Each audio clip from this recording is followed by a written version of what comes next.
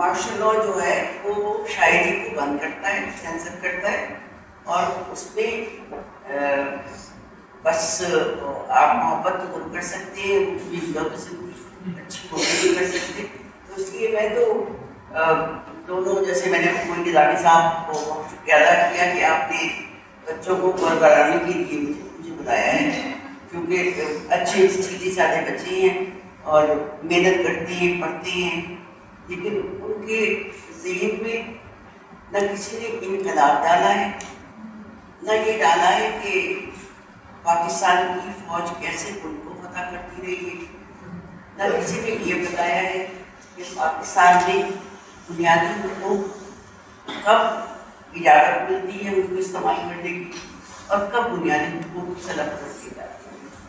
तो ये वो बातें हैं जो तुम्हें जिस पर कोई समझ ना आए तो उसे कुछ लोग आप बताइए कि इसका कहने का क्या मतलब है। ज़हरा आपा को बुलाया था मुश्किल ज़हरा आप आ नहीं सकी, तो मैंने निज़ामी को कहा, मैंने कहा असल बात यह है कि मैं तो मार्शल लॉ की पैदावार हूँ। मैंने 1953 में बच्ची थी तो लाहौर में मार्शल लॉ ने देखा था, क्यों लगा था, कादियानियों के खिलाफ एहतजाज हुआ था और वो एहतजाज अक्सर चलता रहा। उसके बाद हमारे अयूब खान के मुकाबले में उन्होंने बेसिक डेमोक्रेसी शुरू की। फिर उस ज़माने में लोकल गवर्नमेंट में काम करती थी, तो वो मुझे याद है कि 64 में जब फातिमा जिन्ना इंतखाबात के लिए उसके मुकाबले में खड़ी हुई, उस ज़माने में सिर्फ एक जगह होती थी जहाँ के आम जलसा होता था, और वो था लाहौर का मोची दरवाज़ा। अगर आप लोगों ने सबने देखा हुआ है मोची दरवाज़ा बाग, वहाँ पे जलसे होते थे, और उस जलसे में फातिमा जिन्ना के जलसे में सभी होते थे, मुजीबुर रहमान से लेके सब लोग, और सब कहते थे कि हमें बहाली जमहूरियत, हर ज़माने में बहाली जमहूरियत होती रही है, वो उस ज़माने में बहाली जमहूरियत की बात होती थी। तो फातिमा जिन्ना की तकरीर से पहले एक नज़्म पढ़ी जाती थी और वो थी हबीब जालिब की। और हबीब जालिब की ज़्यादा मशहूर नहीं हुए थे, लेकिन क्या शोहरत छुप हुई है कि उस ज़माने में पहली दफ़ा 20 रुपए का मन आटा हुआ था, और अभी 20 रुपए का किलो नहीं मिलता। तो और 4 आने पड़े थे चीनी के, तो लोग सड़कों पे आ गए थे। तो उसने नज़्म लिखी कि 20 रुपये मन आटा सदर अयूब जिंदाबाद, और इस तरह से बहुत नज़्में लिखी। फिर उसकी नज़्म जब पढ़ी जा रही होती थी, हम सब खड़े होते थे, क्योंकि खड़े होने की जगह होती थी, कुर्सियाँ तो लगती नहीं थी, सब कुछ जो बैठे थे, बाकी खड़े नहीं, गोलगप्पे भी खा रहे होते थे, कभी जलेबी खा रहे होते थे, कभी चटकंदी खा रहे होते थे, और साथ में लेकिन जब जालिब की नज़्म होती थी कोई कुछ नहीं खा रहा होता था, सांस लेने की आवाज़ आ रही। उसके बाद फातिमा जिन्ना तकलीफ करती थी, तो हम सबको ये था तवक्को कि अब फातिमा जिन्ना आ जाएंगी और इलेक्शन हो रहे हैं, और अब स्कूल पे इलेक्शन होते हुए तुम्हारे माँ बाप बड़े हुए और तुम अभी बड़े हुए हो थोड़े से, तो तुम्हें पता है कि इलेक्शन कैसे होती है, कैसे मनूवर किए जाते हैं, और कैसे हर ज़माने से होते रहे। तो वो मुनवर हो गए, बंगाल में भी बहुत तंग फसाद हुआ, और बलूचिस्तान में बहुत लोगों को मना किया गया, कई जगह बमबारी भी की गई, और बाहर अयूब खान साहब जिंदाबाद हो गए। अब अयूब खान साहब के ज़माने में एक दूसरे को नज़्म लिखी, ऐसे दस्तूर जोर में मैं नहीं मानता, उस ज़माने में उससे लिखी हुई नज़्म। तो उसके साथ फिर ये हुआ कि जो सीज़न होता है ये मार्च से नवंबर से अक्टूबर से लेकर मार्च तक शायरों का, बेचारे जालिब को शायरों से बंद कर दिया गया, और ये कि अयूब खान साहब जीत गए। अब फातिमा जिन्ना साहिबा कायद-ए-आज़म की हर 11 अगस्त से 9 अक्टूबर नहीं जौने वफात 11 सितंबर को वो रिव्यू में तकलीफ करती थी, अच्छा, वो उस जमाने में रिकॉर्डिंग का तो सीजन नहीं था, डायरेक्ट होती थी। अब वो उनसे कहते थे कि तकरीर आप दिखाएं, और महात्मा जना कहती थी कि तकरीर तो मैंने अपनी कौम से खिताब करना है, कोई साजिश तो नहीं करनी। और उनकी तकरीर अक्सर रिकॉर्डिंग करके उसको काट दिया जाता था, लेकिन वो तकरीर बहुत अच्छी करती थी। पाकिस्तान की रेलिवेंट सिचुएशन के बारे में वो गुफ्तगू करती थी। उनकी तकरीरों के मजमूआ भी शाया हुआ है, मेरी लाइब्रेरी में हो तो वो देख के पढ़ लेना। उसके बाद उनकी तकरीरों से बहुत तंग आए हुए थे लोग। तो फिर हमें जहाँ तक मालूम है, क्योंकि स्कैंडल और इंफॉर्मेशन दोनों इकट्ठे हो जाते हैं माशाल्लाह, पता नहीं चलता क्या चीज़ सच है क्या झूठ।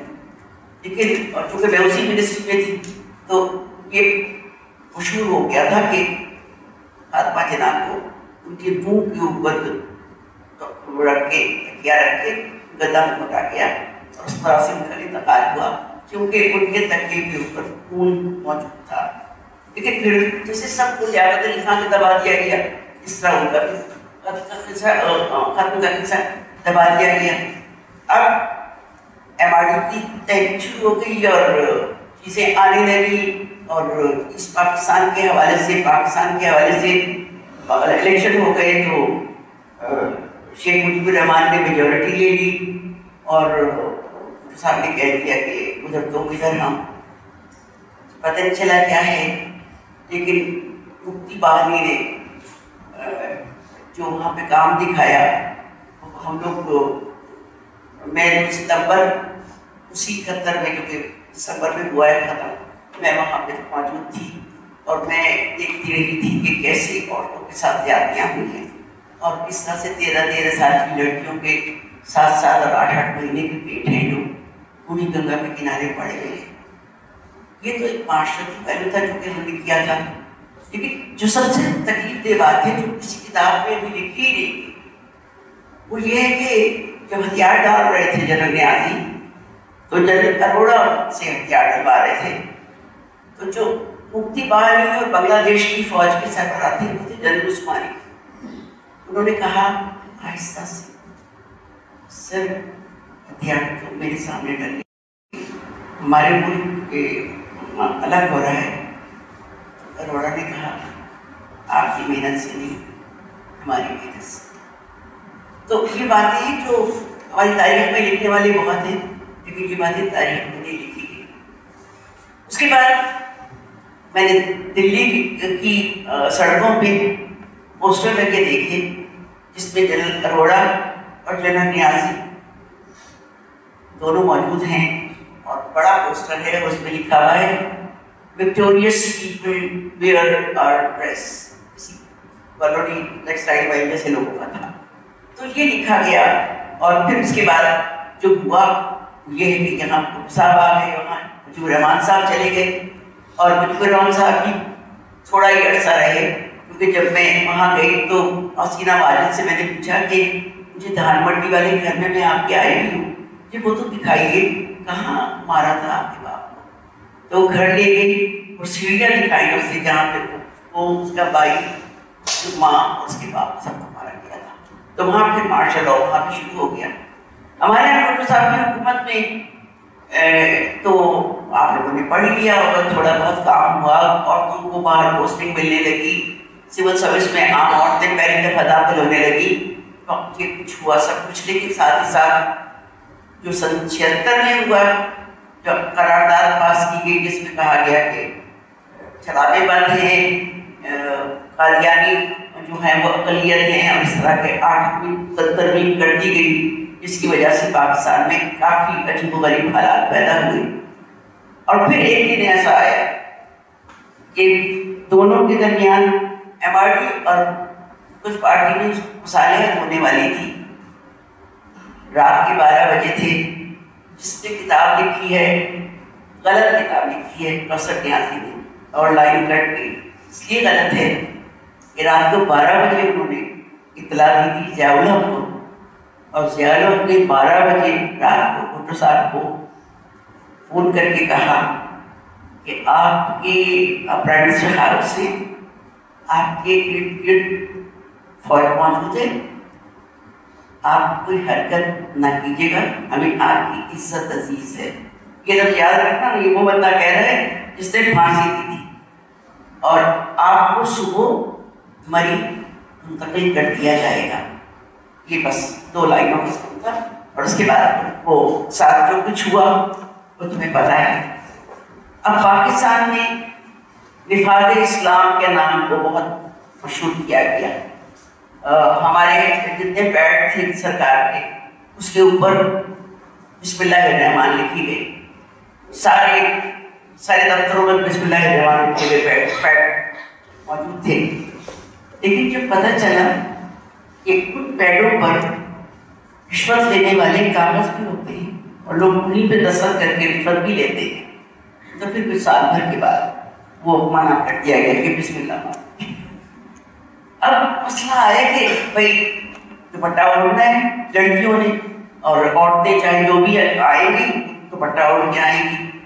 तो हमारी महताब ने मना किया प्रोग्राम करने की कि मैं दुपट्टा ओढ़ा पाऊंगा लेकिन सर पे नहीं ओढ़ा पाऊंगा, मैं नहीं पाऊंगी। तो उसके बाद लाजमी है सब के लिए दुपट्टा ओढ़ना। अब हमारी एक मीटिंग हो रही है जिसमें जावेद साहब ने कहा कि देखो मैं बहुत मौलवी वाला इस्लाम नहीं चाहता, देखो ना मैं ये चाहता हूँ कि नूरजहां भी गाए और हम सब सुने, मैं भी आशिक हूँ नूरजहां का। लेकिन नूरजहां बीबी जो है वो स्लीवलेस ब्लाउज पहनती है, तो वो आप लोग इंतजाम करें कि वो स्लीवलेस ना पहने। तो हमारी 1.5 घंटा मीटिंग हुई जिसमें कि कुछ लोगों ने कहा पूरे आस्तीन के ब्लाउज हो, वो कहे आधे बाजू के ब्लाउज हो, और आखिर ये तय पाया कि आधे बाजू के ब्लाउज पहनेंगी वो, लेकिन उनका प्रोग्राम होगा। वहीं पर किसी ने नुक्ता उठाया कि सर ये बताइए कि आपदा परवीन के बारे में आपका क्या ख्याल है। तो उन्होंने कहा वो तो दरवेश, उसके बारे में कोई बात नहीं, उसकी शॉल ऊपर होती है नीचे होती है, वो दरवेश।